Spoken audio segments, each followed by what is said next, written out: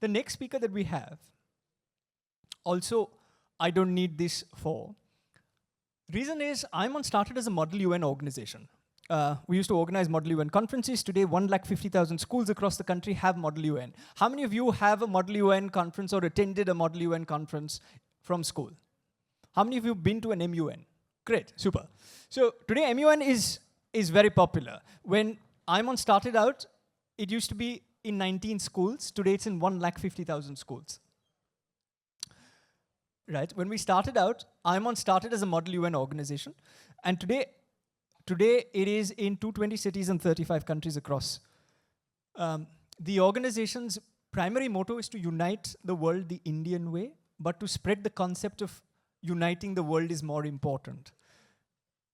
And in that is the idea of India.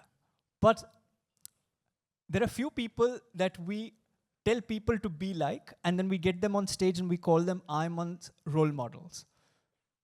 When we used to role play diplomats in school, at that juncture, we used to pretend to be a country. For all of you who've been to an I.I.M.U.N, I'm sure you've participated, and somebody is India, and somebody else is Pakistan, and somebody else is China, and somebody is America, and then we debate with each other.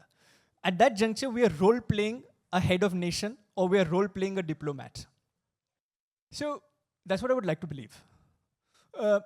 So the people who are coming on stage are people that we've aspired to be, and therefore quickly, to formally introduce him, Model UN Conference becoming a movement to unite nations is something that we've always wanted to do, and there are few who we would call role models more than the others. The person who's coming on stage is a person who's led his country, but apart from leading his country as a prime minister, the thing that makes it very special is this. By the time he was my age, he was leader of opposition. A few years later, he was prime minister of his country. And whilst he was a member of the European Parliament, he completed his PhD. So for all of us who think that academics is something that we're already tired of, he was a member of the European Parliament and yet getting his PhD. He's traveled all the way from Malta to be a part of the role model series. It gives me great pleasure and pride in being able to welcome none other than the 13th Prime Minister of Malta, His Excellency Dr. Joseph Muscat.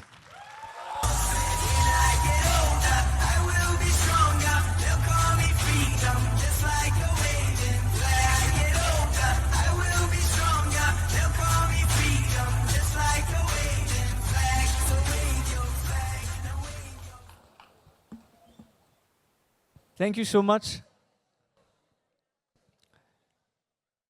Thank you for coming, and thank you for coming to India. I must clarify at the very outset a couple of things about this man before we start rolling for the camera, is that I call him Albus Dumbledore to what I would like to believe Harry Potter.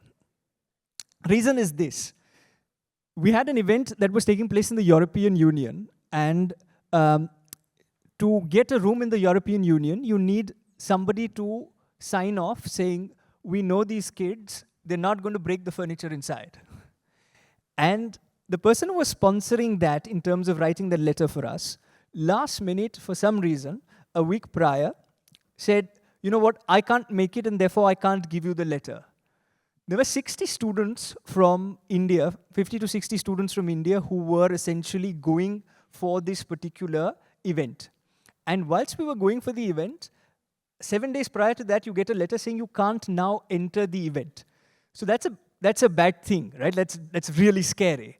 And we reached out to the Indian government saying, can you please help us get this room in the European Union?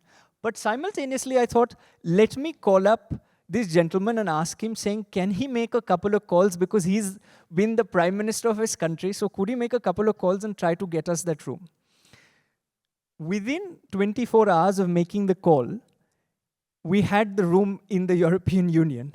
And the students who were going from India got a chance to see the European Parliament. They got to debate out there, and they got to learn everything about Europe and about international relations that we were teaching them out there. And it's only possible because of this Albus Dumbledore who's sitting in front of me.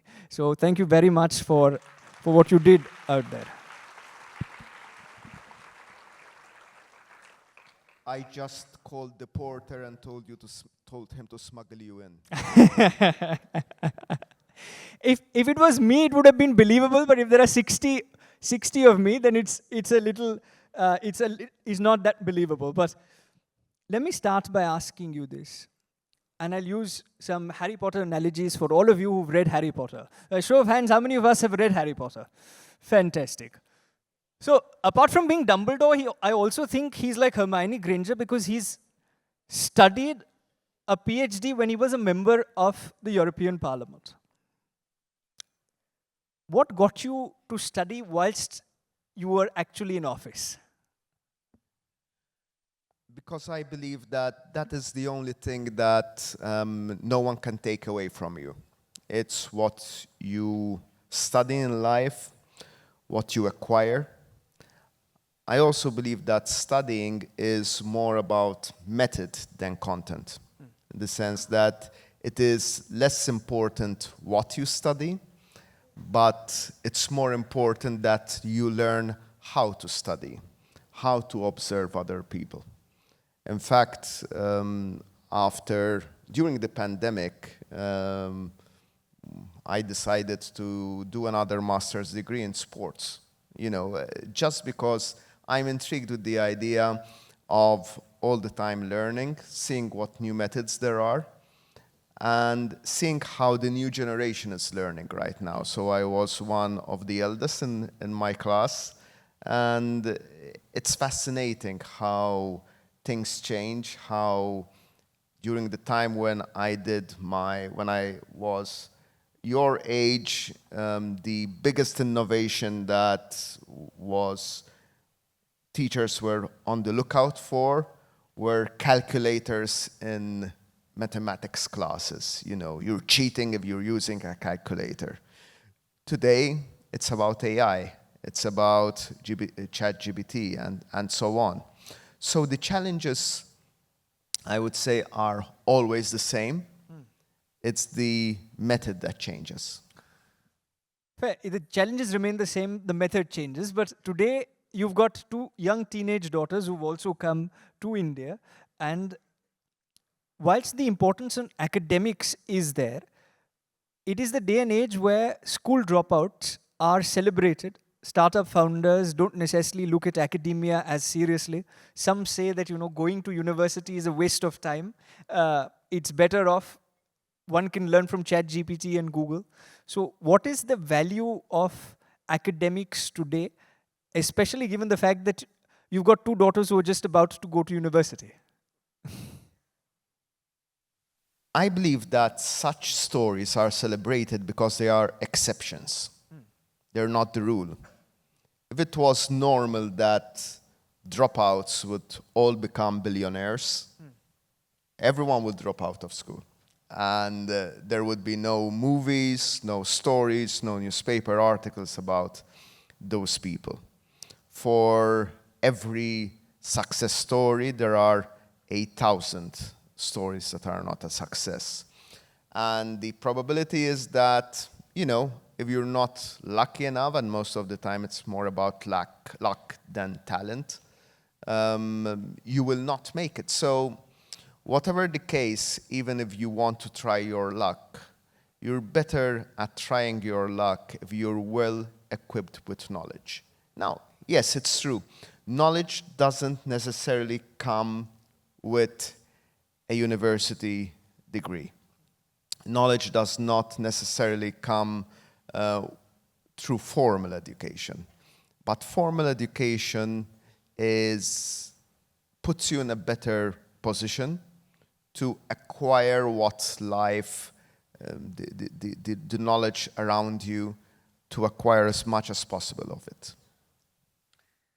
And I think what you said is very important. You said that they're the rare ones, that essentially there is 1 out of 1,000 who drop out from school who essentially become the startup founder, and perhaps the statistic is even more skewed. And therefore, academics is as important as anything else. In fact, the most important foundation block would be academics, per se. But from I would say it's about learning how to learn. Learning how to learn. So again, I'm a huge fan of Jack Ma. And Jack Ma, the founder of Alibaba, as you know,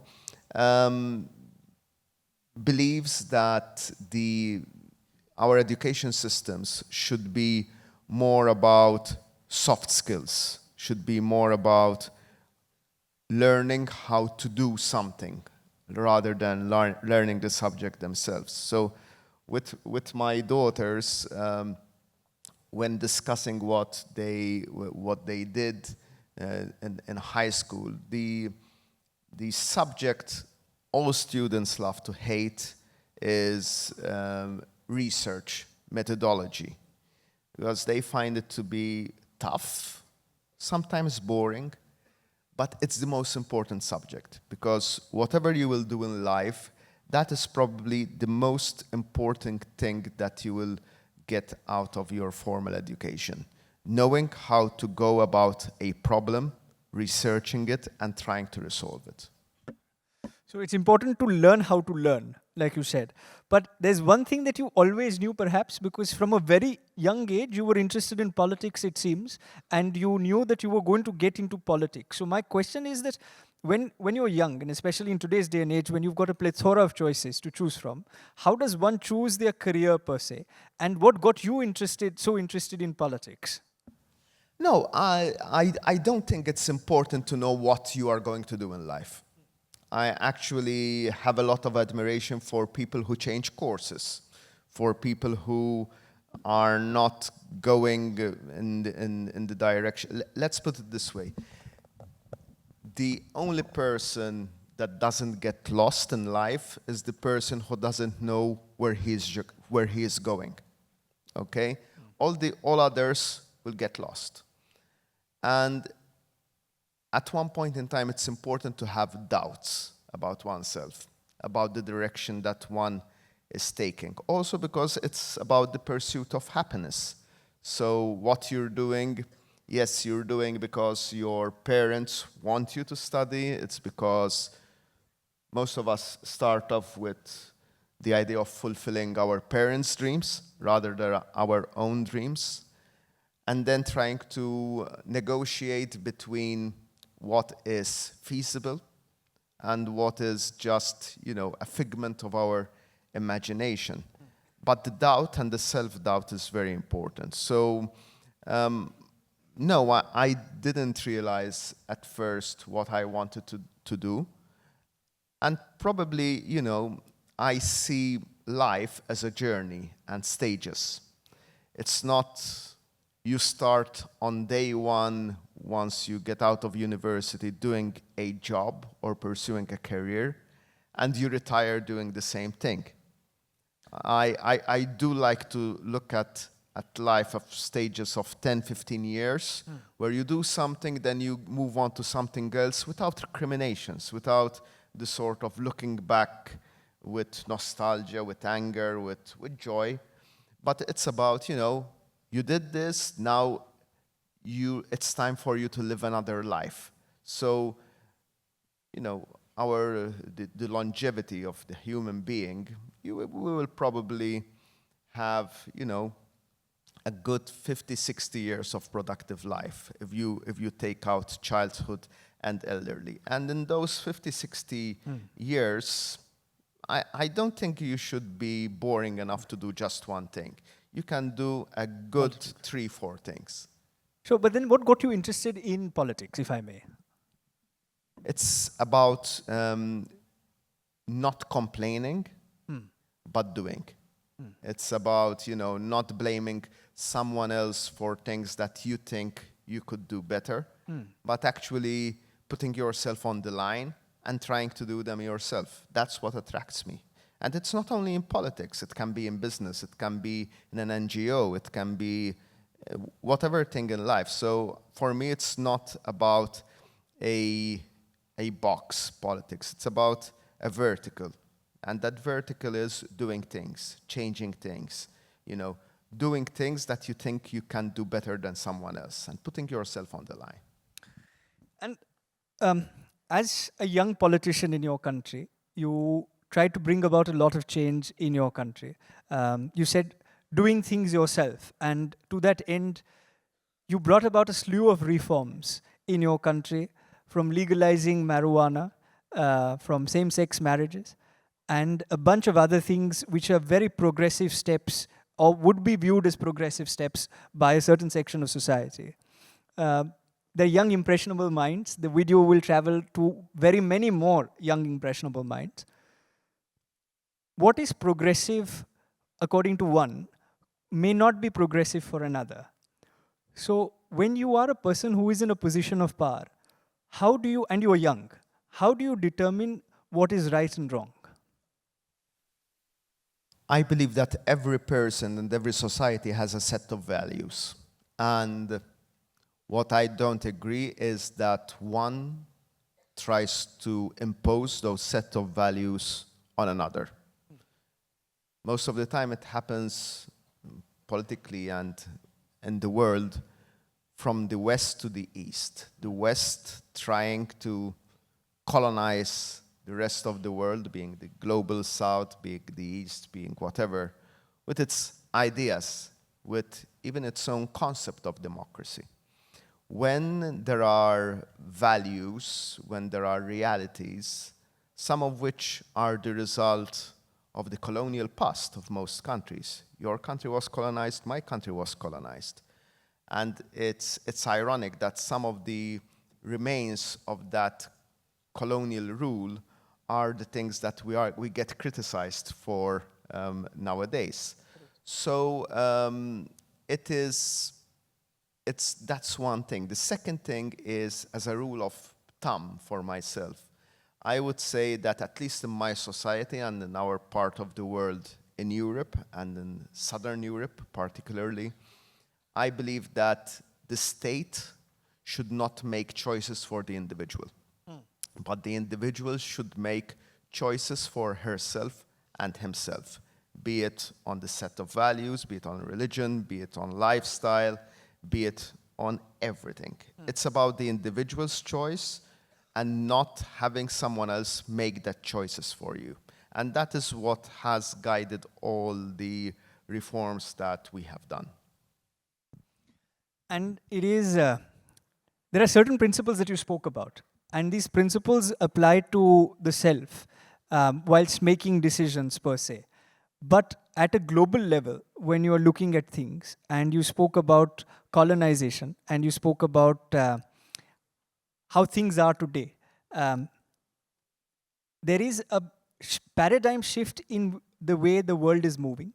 It is more right-wing fundamentalist leaders that are coming and gaining prominence across the world.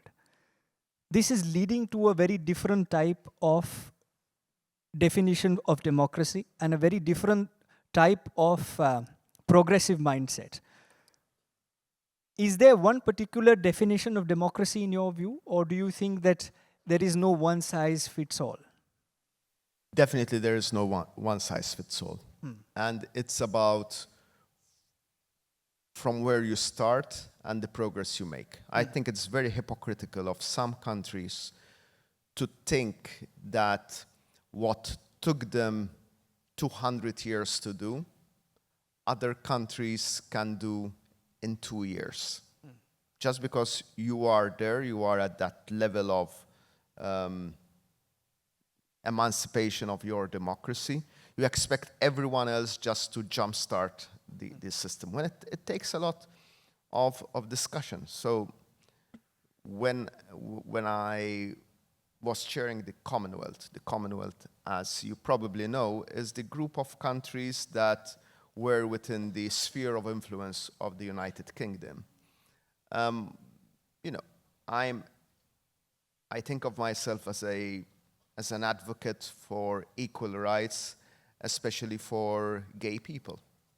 And I would get a lot of lobbying from groups, from equality groups, to condemn African leaders for their stand. Because in most African countries, there is a very intolerant stand towards these minorities. And to refuse to meet them, for example. And my point was always, no, that's not the right way. You know, I stand with you. You know, I will always advocate for your rights. But it's not closing by closing doors that you convince other people. It's by having a discussion, having a debate. For me, you're speaking about role models, one of the role models in all this is Willy Brandt. Willy Brandt was a German chancellor, social democratic chancellor, which means prime minister, at the time of the Cold War. He was chancellor of West Germany. And he advocated a lot of discussion with the then Soviet Union, with East Germany, with the Eastern Bloc. And most of the people who are today part of Europe as we know it would say that that kind of engagement, but by Willy Brandt, helped dispel the idea that the West hates the East. But they could see someone that was willing to reach out and trying to convey a message in a way that could be read by others. And I think that attitude by Brandt, we need it badly nowadays. The idea of having, I believe most of us sympathize with Ukraine on the way it was attacked. But hosting a conference on, as was done recently, on peace in Ukraine and not inviting Russia, doesn't make sense, because we need both sides to have a discussion. And it's not me that's saying that, it's the Vatican, it's the Holy See that said such a thing, because you cannot make peace if you only invite one side. And therefore, the role of multilateral organizations, quickly to come to that, is very important, because multilateral organizations are platforms where essentially both countries can come together. But we've gone on to see that multilateral organizations don't necessarily reflect the geopolitical reality of today, whether it be the United Nations or whether it be the IMF and the World Bank, in the way they're structured, perhaps is not necessarily reflective, some would say, according to what is happening in 2025. Take the example of the Security Council alone, where India is yet not even a permanent member despite its contribution to the UN. You originally also opposed Malta's entry to the EU, and then later on became one of its biggest backers. Do you think that the EU has delivered on its promise, and do you think the EU will remain intact as a bloc, given the fact that Brexit happened and there are parts of some countries that want to get away from the bloc? Do you think that it will yet remain a bloc, say 10 years from now? The European Union is a project that defies logic. If it was solely an economic project, the EU would have collapsed during the financial crisis. If it was solely a political project, the EU would have collapsed because of its incongruent way of doing things. But it's more than that. The EU is a historical project. It came together after the Second World War as a result of the Nazi aggression and the rest of Europe wanting to forge peace forever. That is why the EU will not collapse. It has many warts, but warts and all, it is a good project. And I believe that the way forward is in a European Union that finds again the true reason why it exists, which is not being a military force or a force to scare others. It's a force for good. It's a force for unity. It's a force for peace. It's a force for prosperity. That's why so many people and so many countries want to join the European Union. They don't want to join the European Union because it has a great military. It doesn't. They want to join the European Union because they feel safe in Europe. They feel that's the place where you can grow your family and prosper. And that's what we should be all about. What I think is that most of the time in this era of TikTok and Instagram Reels, it's the attention span is very short. But in history, 100 years is very short. And what we're seeing now is nothing new. It's repetition of history with different characters. And most of the time, unfortunately, we don't learn from that history, but it's a swing of the pendulum. So right now we're seeing one trend, we will soon see another trend. So it's part of a circle that I hope we learn every time to do it better the next time round. We're, like you said, we're seeing one trend, and it's like a pendulum, it's swinging from one side to another.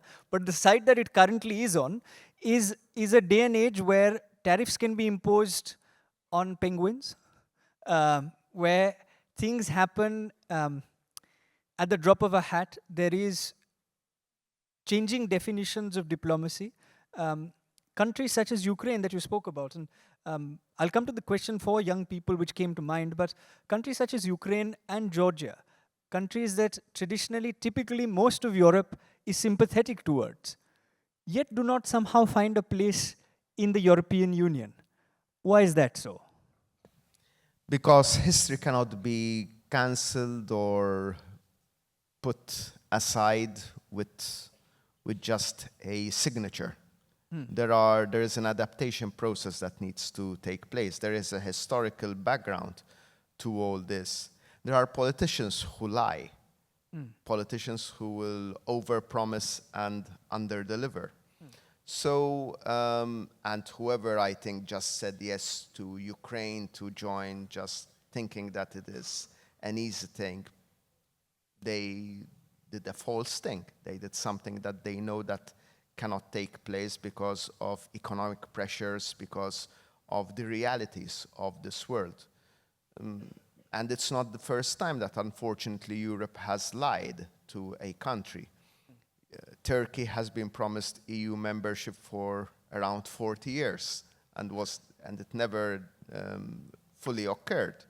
So it's a lie, and unfortunately, there aren't enough politicians with a backbone that can actually say things as they are.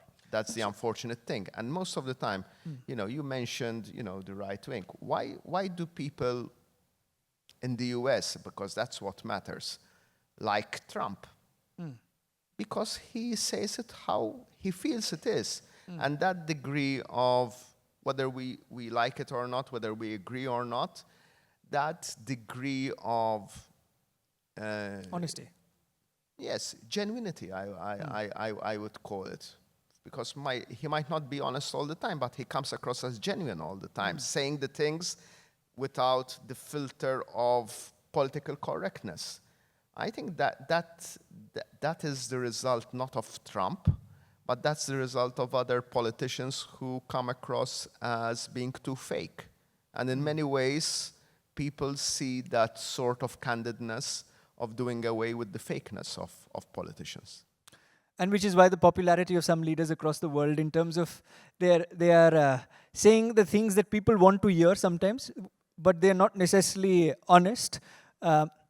In such times as where there's so much of turbulence across the world, your daughters are also going and studying political science, if I'm not wrong, international relations. There are many who will later on don the hat of diplomats. Some may even join parliament. How does a young person who's currently in high school, who's going to watch this, navigate a world where the geopolitical reality changes faster than an Instagram reel, and the idea where essentially values that were time-tested are today being tested because of the political situation that one finds themselves in? I would say two principles. Being true to yourself and to what you stand for, and being ready to change everything else.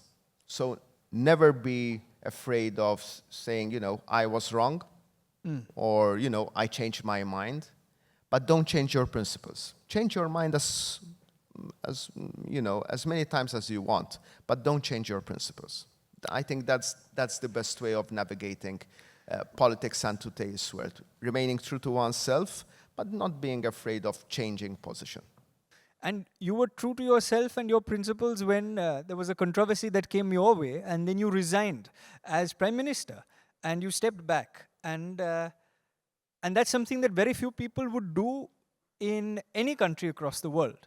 That when there is an allegation made, they would just put their hand up and say, till this is cleared, I am not going to be a part of, I'm not going to hold a formal office. And that's the reason, that's one of the reasons why I wanted to call you here, is the gumption and the ability to be able to say, look, my country or my ideals are more important than the office that I hold. Puts you in a different category, in my mind, in comparison to very many others. However, that is a difficult bullet to bite, to leave a seat of power and to say, look, I am not going to do this because there is this allegation that is made, is a difficult thing. For one to accept a mistake, and now I'm going to extrapolate it to high school. Every time we make a mistake, the automatic, whether we made a mistake or not is secondary, but every time we're told that we made a mistake, the automatic rebuttal comes in saying that, no, but we've not done so and so. And more so when you are a teenager, not because of anything else, but at least I've been through that phase, and I yet am in many cases, where automatically the answer is that, you know, I've not done this, and it is primarily, in my mind, it's because of the prefrontal cortex yet developing. How does one accept the greater good and say, you know, today when my parents come and tell me, Rishabh, you've done something wrong, I'm not going to slam the door on them and say, you know, it's your mistake and your fault, it's none of mine. So you've done it at a prime ministerial level. What I'm asking you is this: how does one practice it for a teenager, knowing fully well that right now is the maximum chemical imbalance that they're going to ever have in life? So let's, first things first. I don't believe that politics is a career. So it's not like, you know, going up a corporation, being CFO, being CEO, and then moving from, you know, one corporation to the other. Politics is giving. Politics is nothing else but giving to your country, to your state, to your region, to your city. So the mistake becomes when one looks at politics as, you know, I need to stick to this. No, politics should be a phase in life. It should not be your life. Secondly, I believe that in most cases, systems don't reward mistakes, unfortunately. And for me, at least when I was Prime Minister, I think that my civil servants at first thought that I was crazy, because I did a meeting for the heads of the civil service. There were maybe, you know, as many people in this auditorium. And I told them, you know, until now you got rewarded by seeing on your file who never made mistakes. And probably you never made mistakes because you were good at hiding things, or you did not take a decision. I know of no one who takes decisions who never makes mistakes. So really and truly, if you take decisions and make a mistake, I have your back. And that is what I believe our system. But sorry to interrupt. Is this true of life? Given the fact that every time you make a mistake, or even if you're not guilty, you have to bear the reprimand. And that's happened with you in your case as well. So, but what are mistakes? Mistakes, we have a nicer word for mistakes. We call it experience. But experience is a series of mistakes. And probably when your parents are telling you, but you should not do this, it's because they did it and it did not end well for them. That's how you should, it's not because they want to spoil it for you. It's because they did not get the results they wished. And probably they're right. They might be wrong because you're smarter than them, and you know what, you try to do what they did and you get it right. But that's what experience is. Experience is a series of mistakes. Nothing else. So the next time your parents come to you, don't slam the door. That's me telling myself, not you.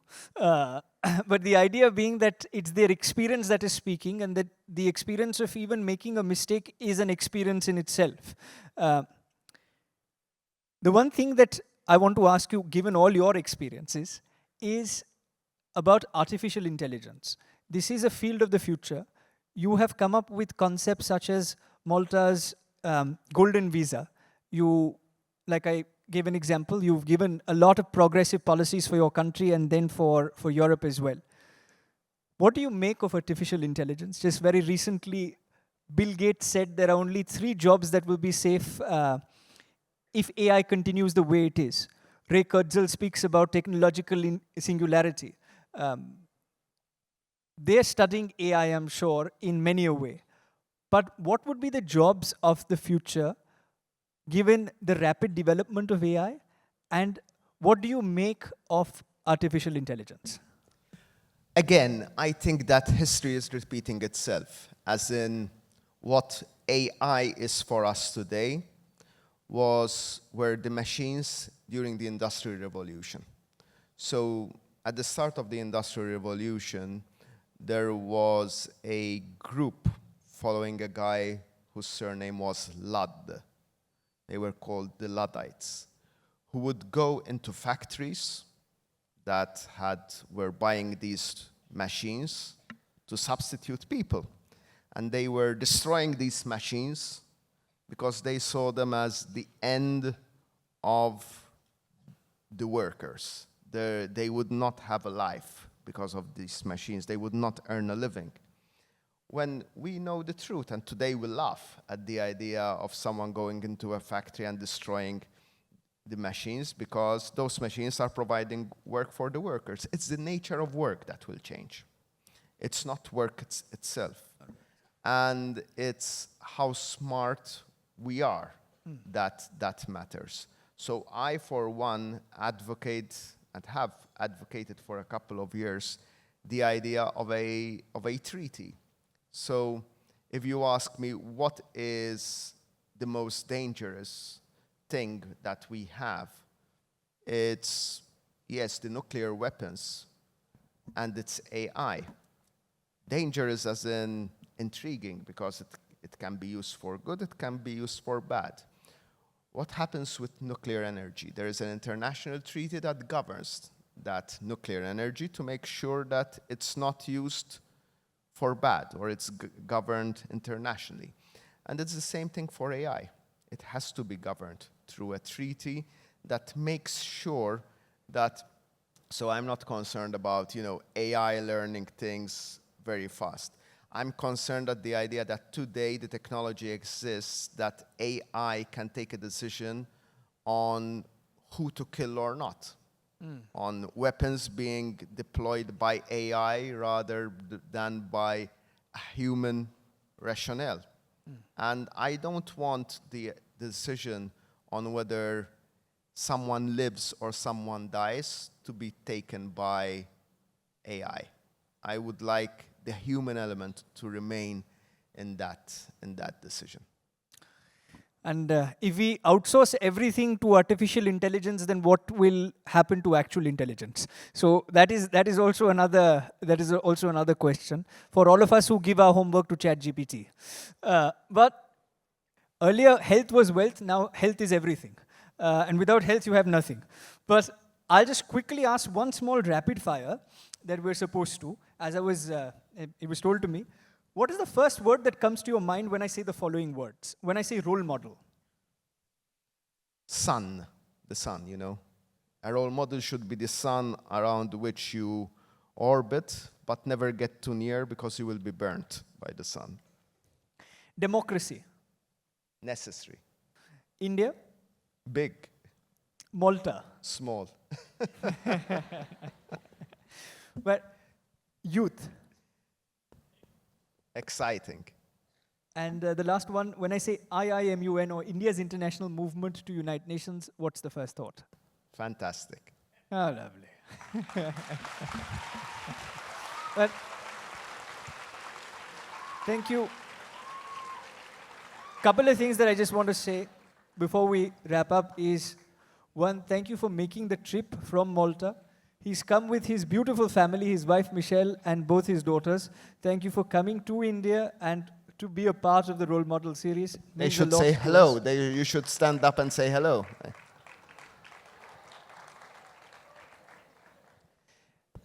And the other thing that I wanted to tell you is, the other thing that I wanted to just quickly say is this, that the conversation we covered everything from the European Union to your journey.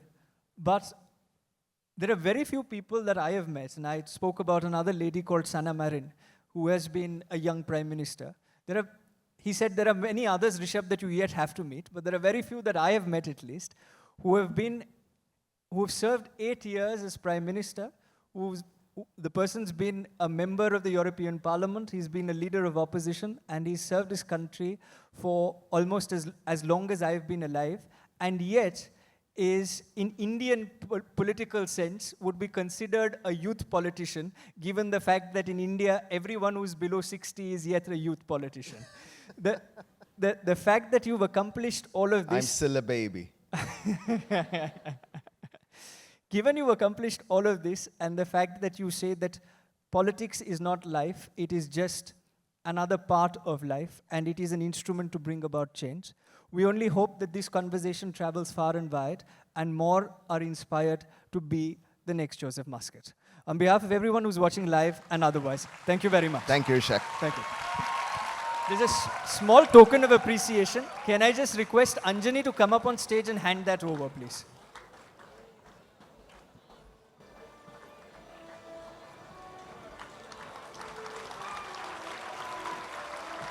And can we get a picture of you with the crowd? Can you stand this side and they'll take a picture on the other side?